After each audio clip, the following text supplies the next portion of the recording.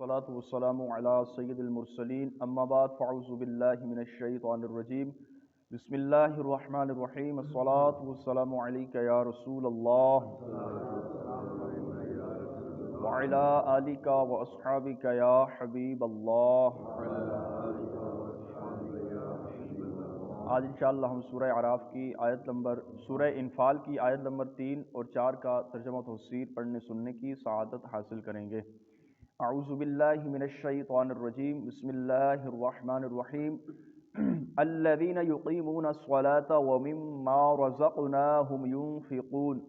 ترجمہ کنز العرفان، وہ جو نماز قائم رکھتے ہیں اور ہمارے دیے ہوئے رزق میں سے ہماری راہ میں خرچ کرتے ہیں۔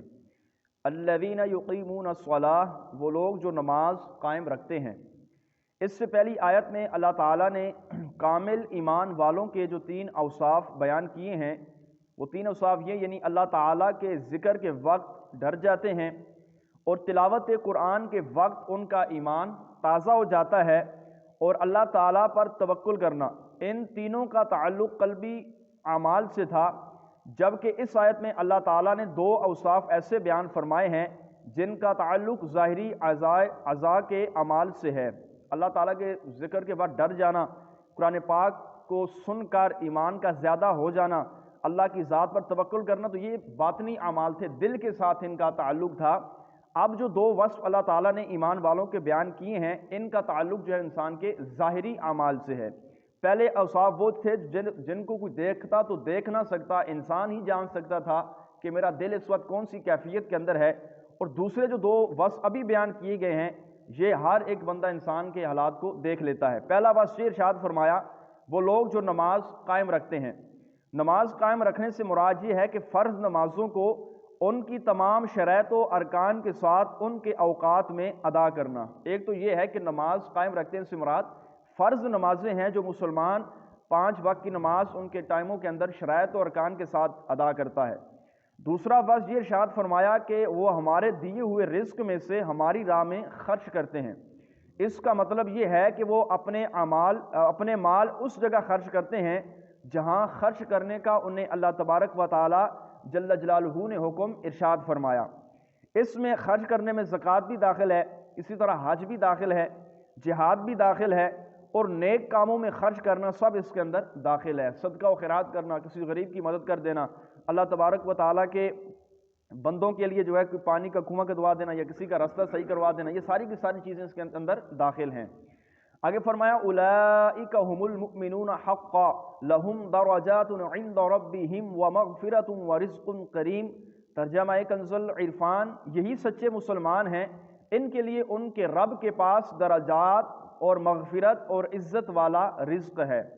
اولئک هم المؤمنون حقا، یہی سچے مسلمان ہیں، یعنی انہیں سچے مسلمان کا لقب اس لیے عطا ہوا کہ جہاں ان کے دل خشیت الہی، اخلاص اور توکل جیسی صفات عالیہ سے متصف ہیں، وہیں ان کے ظاہری اعضاء بھی رکوع، سجود اور رائے خدا میں خرچ کرنے میں مصروف ہیں۔ سچے مسلمان کون سے ہیں؟ جو 3 اوصاف پہلے بیان کیے گئے، اللہ کے ذکر کے بعد ڈر جانا، تلاوت قرآن کے وقت ان کے ایمان کا مزید زیادہ ہو جانا، اللہ کی ذات پر توکل کرنا، نمازوں کو ان کے ٹائم میں ادا کرنا اور اللہ کے دیے ہوئے رزق میں سے اس کی راہ میں خرچ کرنا۔ تو یہ 5 اوصاف جو ہیں فرمایا، جو مسلمان ان کو اپنائے تو اولئک هم المؤمنون حقا، وہی سچا مسلمان ہے، یہی سچے مسلمان ہیں۔ تو فرمایا یہ سچے مسلمان ہیں، ان کو اس لیے یہ لقب عطا ہوا کہ جہاں یہ اللہ تعالیٰ سے ڈرتے ہیں، اخلاص کے ساتھ عمل کرتے ہیں، توکل اختیار کرتے ہیں، وہیں یہ ظاہری اعضاء کے ساتھ بھی رکوع سجود کرتے ہیں، اسی طرح اس کی راہ میں اپنا مال خرچ کرتے ہیں۔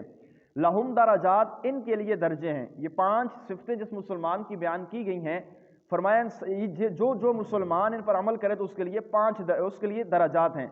اس آیت میں ماقبل مذکور 5 اوصاف کے حاملین مؤمنین کے لیے 3 جزائیں بیان کی گئی ہیں آیت کریمہ کے اندر۔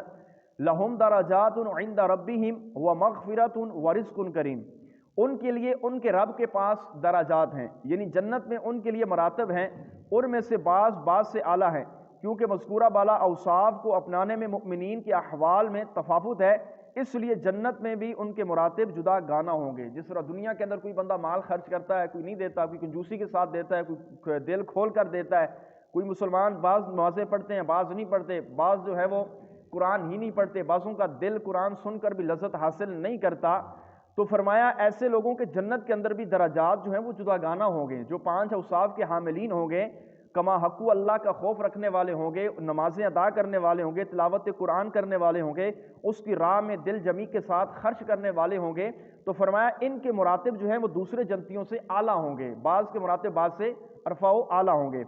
ان کے لیے مغفرت ہے، یعنی ان کے گناہ بخش دیے جائیں گے۔ نمبر 3 عزت والا رزق ہے، یعنی وہ رزق جو اللہ تعالیٰ نے ان کے لیے جنت میں تیار فرمایا ہے، اس سے عزت والا اس لیے فرمایا گیا کہ انہیں یہ رزق ہمیشہ تعظیم و اکرام کے ساتھ اور محنت و مشقت کے بغیر عطا کیا جائے گا۔ ہم جو رزق اپنا کماتے ہیں، محنت مشقت کرتے ہیں، اس کے بعد جا کر کچھ نہ کچھ حلال رقم ہمیں نصیب ہو جاتی ہے۔ تو جنت کے اندر معاملہ اس کے برعکس ہوگا۔ جنت کے اندر جس جنتی کے دل کے اندر جو چیز کھانے کی تمنا پیدا ہو جائے گی، وہ فوراً اس کے سامنے پکی ہوئی آ جائے گی۔ کسی کے دل میں یہ خیال آئے گا کہ آج میں جنت کا مرغ کھاؤں، تو اس کے سامنے علماء نے فرمایا کہ وہ مرغ بھنا ہوا آ جائے گا۔ جنت کے اندر جس کے دل میں صرف آنے والا خیال ہوگا کہ فلاں چیز میں کھا لوں، فلاں پھل کھا لوں، تو یہاں تک علماء نے فرمایا ہے کہ جیسے ہی اس کے دل میں خیال آئے گا، وہ دل خیال جائے گا نہیں، تو اس سے پہلے پہلے وہ چیز اس کے پاس حاضر ہو جائے گی۔ اس طرح جنتی ایک دوسرے جنتی سے ملنا چاہے گا کہ میں اپنے جنتی فلاں بھائی سے مل لوں جس سے میں دنیا میں ملا کرتا تھا، تو فرمایا جیسے ہی اس کے دل میں خیال آئے گا تو اس کا تختہ فوراً اس کے پاس پہنچ جائے گا، وہ اپنے جنتی بھائی سے ملاقات کر لے گا۔